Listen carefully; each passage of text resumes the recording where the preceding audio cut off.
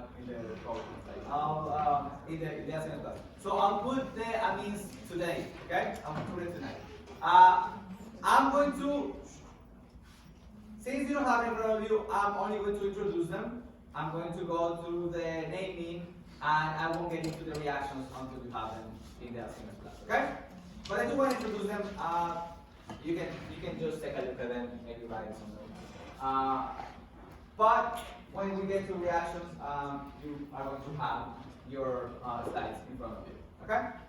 So amines. They are going to be very important, especially when we're talking about amino acids. Right? Amino acids have amines. Not only that, but they are usually good drugs, good medicine, and usually has to do with their ability to interact with receptors in the cells. I'm not going to get into the how they are going to interact. You'll learn about that maybe in pharmacology at some point. But they are important compounds, and you're going to see a lot of drugs which are amines. Okay? So the amines are just derivatives of ammonia.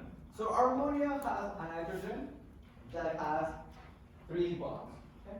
The ammonia has 3 bonds, 2 hydrogen. Right? So if you remember the formal charge equation, remember that ammonia is going to be neutral when it's making 3 bonds, and it's going to keep 2 lone pairs that are unbound. Right? So 2 lone pairs and 3 bonds.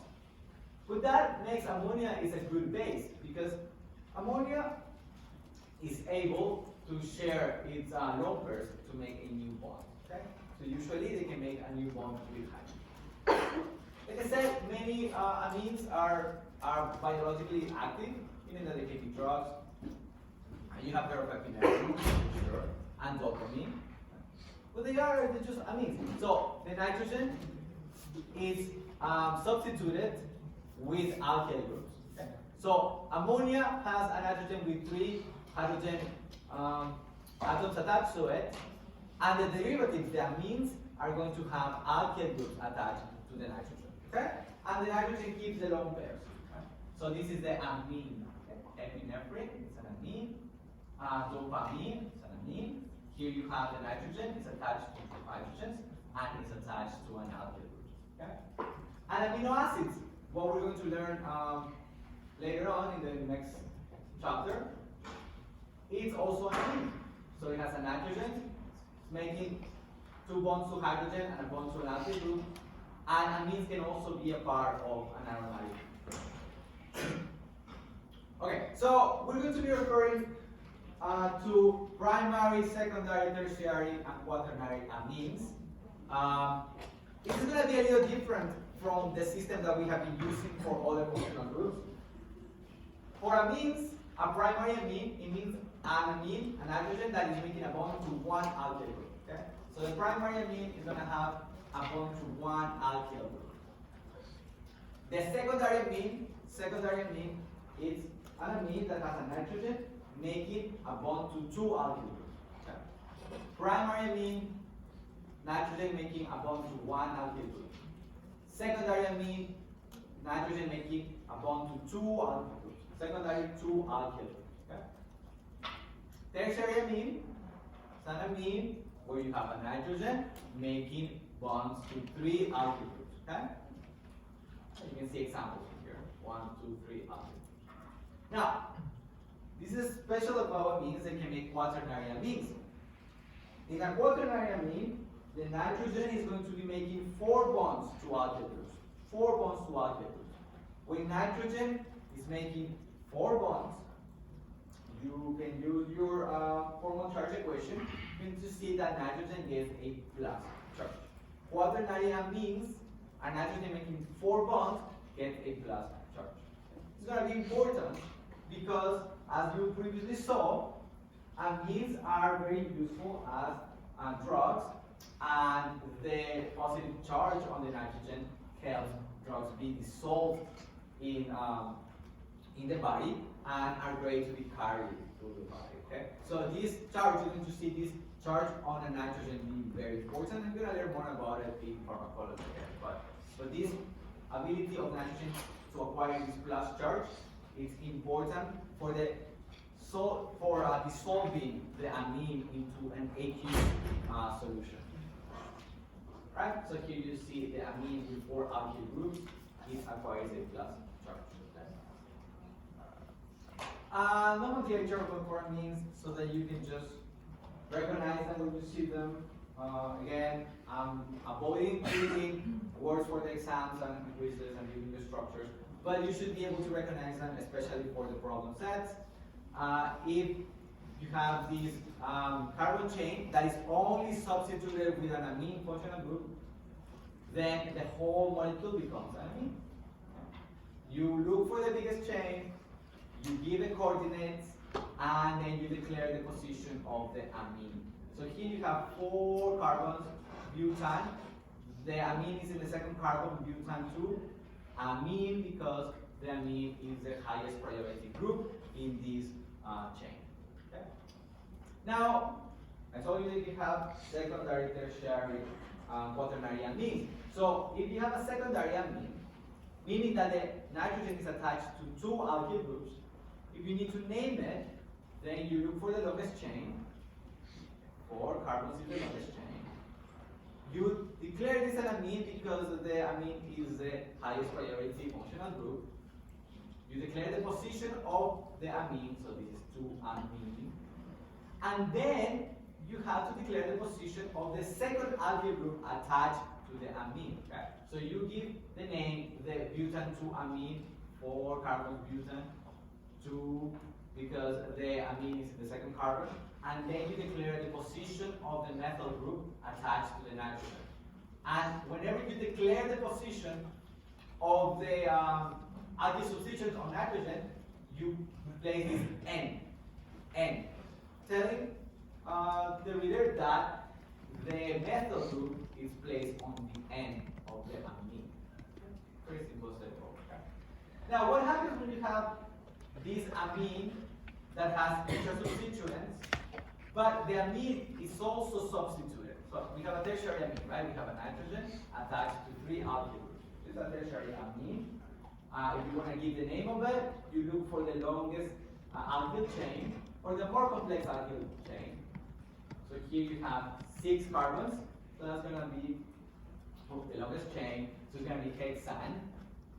The nitrogen is in the 3rd carbon, so it's hexane 3. This whole thing is an amine, hexane 3 amine. Perfect. Now you want to declare every single substituent. Okay?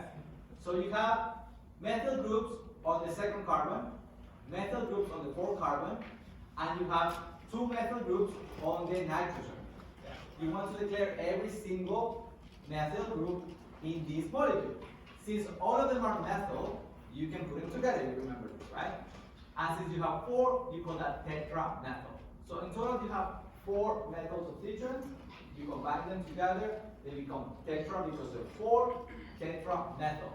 And then you declare the position of these methyl groups.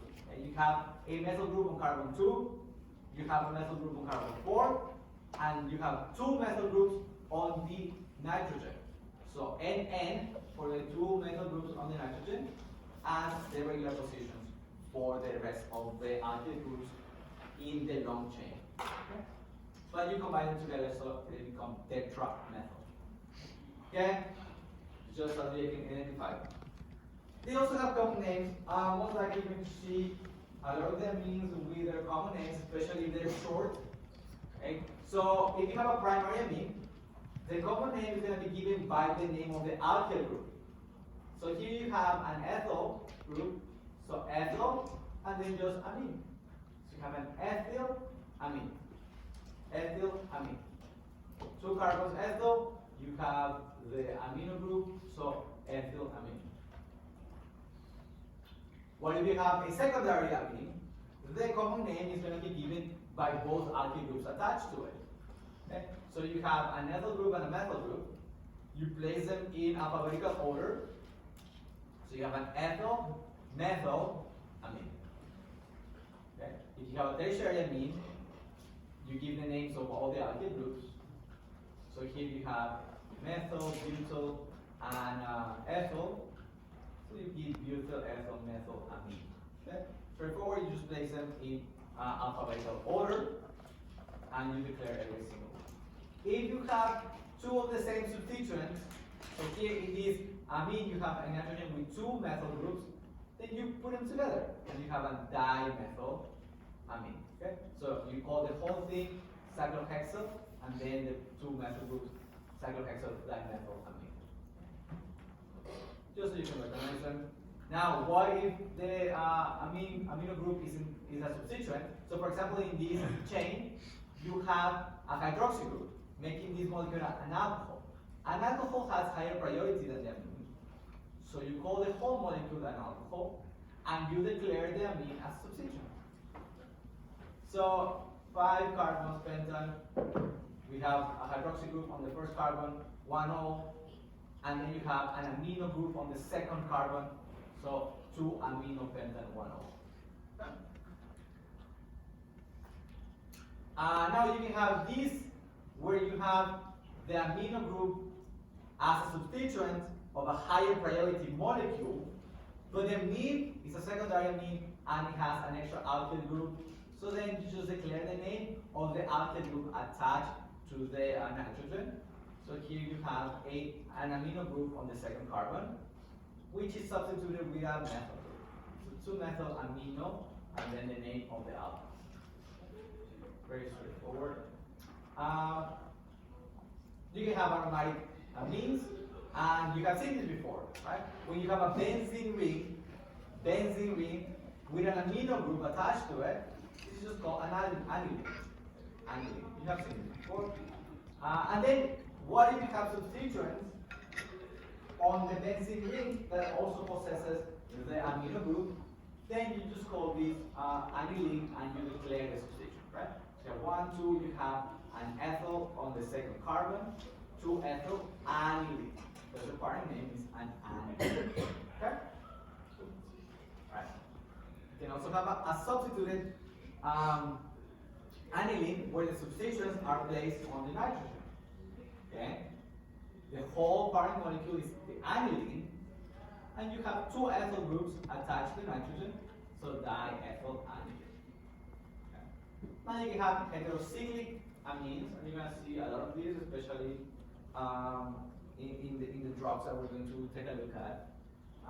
You're going to see that a nitrogen is part of the ring. We have seen this before in the aromatic section, and here is where you're going to see other aromatic compounds other than the benzene ring, right? So another thing that I'm going to call you accountable for are going to be these aromatic amines. Okay? The only other aromatic groups besides the benzene ring that you're going to have to care about are going to be the aromatic amines. Is that clear? So the only other aromatic group that you're going to care about other than the benzene ring is going to be these cyclic amines, which are aromatic. Okay? So pyridine has this nitrogen here, and the nitrogen is part of the aromatic ring. And we saw this before. The nitrogen is making a double bond to carbon, so the lone pairs are not part of the aromatic system. The lone pairs of these nitrogen they are not part of the aromatic system, so they can be used as a base. In any case, you give this name pyridine, and then you declare the positions of substituents. You have a methyl in the second carbon, 2-methyl pyridine. Okay? Pyridine just has these. Nitrogen is not aromatic, it's just a 6-member ring, which is not aromatic. And then you can declare substituents also on the heterocyclic amines. Okay? Let's stop it here, and I'll go today.